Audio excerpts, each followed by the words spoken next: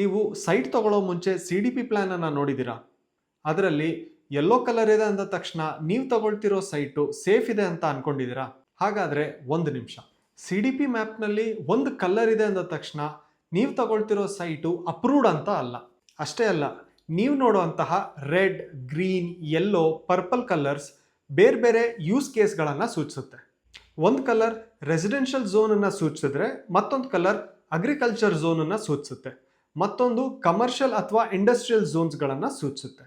ಆದರೆ ಇಲ್ಲಿ ಒಂದು ದೊಡ್ಡ ಪ್ರಶ್ನೆ ಇದೆ. CDPನಲ್ಲಿ ರೆಸಿಡೆನ್ಷಿಯಲ್ ಕಲರ್ ಇದ್ರೂ ಕೂಡ ನೀವು ತಗೊಳ್ಳುವಂತಹ ಸೈಟ್ ಸೇಫ್ ಆಗದೇ ಇರಬಹುದು. ನೀವು ಸೈಟ್ ಖರೀದಿ ಮಾಡೋ ಮೊದಲು CDP ಮ್ಯಾಪ್ನಲ್ಲಿ ಯಾವ್ಯಾವ ವಿಷಯವನ್ನು ಕಡ್ಡಾಯವಾಗಿ ಗಮನಿಸಬೇಕು ಅಂತ ಈ ವಿಡಿಯೋದಲ್ಲಿ ನಾನು ಸಿಂಪಲ್ ಆ್ಯಂಡ್ ಈಸಿಯಾಗಿ ಎಕ್ಸ್ಪ್ಲೈನ್ ಮಾಡ್ತೀನಿ. ಈ ವಿಡಿಯೋನ ಸ್ಕಿಪ್ ಮಾಡದೆ ಕಂಪ್ಲೀಟಾಗೆ ನೋಡಿ. ನೀವು ಪ್ರಾಪರ್ಟಿ ಬೈ ಮಾಡ್ತಾ ಇದ್ದೀರಾ ಅಂತ ಅಂದರೆ ಈ ವಿಡಿಯೋ ನಿಮಗೆ ತುಂಬಾ ಇಂಪಾರ್ಟೆಂಟ್ ಆಗುತ್ತೆ. ಇವತ್ತಿನ ವಿಡಿಯೋದಲ್ಲಿ CDP ಕಲರ್ ಕೋಡಿಂಗ್ ಅಂದರೆ ಏನು, ಯಾವ ಕಲರ್ ಏನು ಹೇಳುತ್ತೆ, ಯಾವ ಕಲರ್ನಲ್ಲಿ ಸೈಟ್ ತಗೊಳ್ಬಹುದು, ಯೆಲ್ಲೋ ಕಲರ್ ಇದ್ದರೂ ಯಾಕೆ ರಿಸ್ಕ್ ಇರಬಹುದು, ಇವೆಲ್ಲವನ್ನ ಸಿಂಪಲ್ ಆಗಿ ನಿಮಗೆ ತಿಳಿಸ್ಕೊಡ್ತೀನಿ. ನಮಸ್ಕಾರ, ಇನ್ಸ್ಟಾಭೂಮಿಗೆ ಸ್ವಾಗತ. ನೀವೇನಾದರೂ ಬೆಂಗಳೂರು ಅಥವಾ ಬೆಂಗಳೂರು ಸುತ್ತಮುತ್ತ ಸೈಟ್, ಮನೆ ಅಥವಾ ಫ್ಲ್ಯಾಟ್ನ ಪರ್ಚೇಸ್ ಮಾಡ್ತಾ ಇದ್ದೀರಾ ಅಂತ ಅಂದರೆ ಇನ್ಸ್ಟಾಭೂಮಿಯ ಸಪೋರ್ಟ್ ಮುಖಾಂತರ ಡಾಕ್ಯುಮೆಂಟ್ ಸ್ಕ್ರೂಟ್ನಿ, ಅಗ್ರಿಮೆಂಟ್ ಡ್ರಾಫ್ಟಿಂಗ್ ಹಾಗೆ ರಿಜಿಸ್ಟ್ರೇಷನ್ ಸಪೋರ್ಟ್ನ ತಗೊಳ್ಬೋದು. ಮೊದಲಿಗೆ CDP ಅಂತ ಅಂದರೆ ಏನು? CDP ಅಂತ ಅಂದರೆ ಕಾಂಪ್ರಹೆನ್ಸಿವ್ ಡೆವಲಪ್ಮೆಂಟ್ ಪ್ಲ್ಯಾನ್.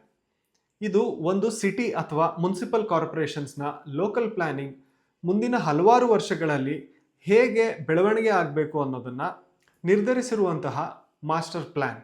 ಅಂದರೆ ಯಾವ ಏರಿಯಾ ರೆಸಿಡೆನ್ಷಿಯಲ್ ಆಗಬೇಕು, ಯಾವ ಏರಿಯಾ ಕಮರ್ಷಿಯಲ್ ಆಗಬೇಕು, ಎಲ್ಲಿ ಇಂಡಸ್ಟ್ರೀಸ್ ಬರಬೇಕು, ಎಲ್ಲಿ ಪಾರ್ಕ್ಗಳಿರಬೇಕು, ಎಲ್ಲಿ ಗೌರ್ಮೆಂಟ್ ಬಿಲ್ಡಿಂಗ್ಸ್ ಬರಬೇಕು ಅನ್ನೋದನ್ನು ಕಲರ್ ಮುಖಾಂತರ ಈ ಮಾಸ್ಟರ್ ಪ್ಲ್ಯಾನ್ನಲ್ಲಿ ಮೆನ್ಷನ್ ಮಾಡಿರ್ತಾರೆ.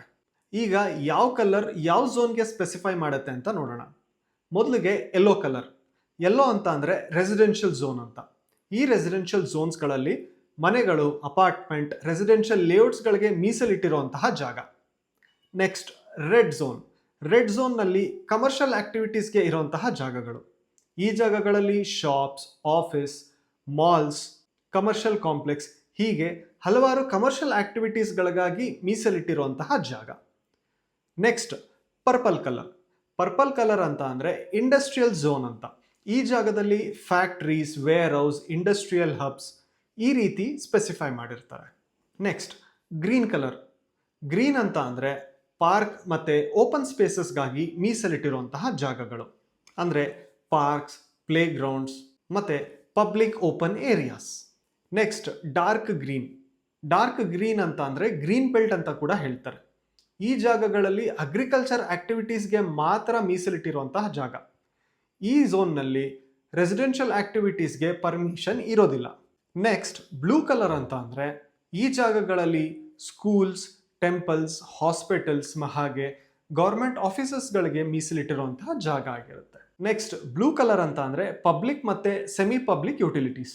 ಈ ಜಾಗಗಳಲ್ಲಿ ಸ್ಕೂಲ್ಸ್, ಹಾಸ್ಪಿಟಲ್ಸ್, ಟೆಂಪಲ್ಸ್ ಹಾಗೆ ಗೌರ್ಮೆಂಟ್ ಆಫೀಸಸ್ಗಳಿಗಾಗಿ ಮೀಸಲಿಟ್ಟಿರುವಂತಹ ಜಾಗ ಆಗಿರುತ್ತೆ.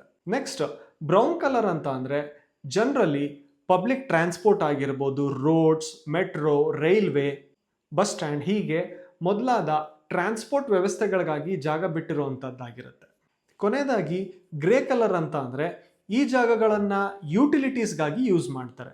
ಯುಟಿಲಿಟೀಸ್ ಅಂತ ಅಂದರೆ overhead water tanks, STPs, electric substations ಹಾಗೆ ವೇಸ್ಟ್ ಮ್ಯಾನೇಜ್ಮೆಂಟ್ ಸಿಸ್ಟಮ್ಸ್ಗಳಿರುವಂತಹ ಜಾಗಗಳಿಗಾಗಿ ಮೀಸಲಿಟ್ಟಿರ್ತಾರೆ. ಈಗ ಅತ್ಯಂತ ಮುಖ್ಯ ವಿಷಯ.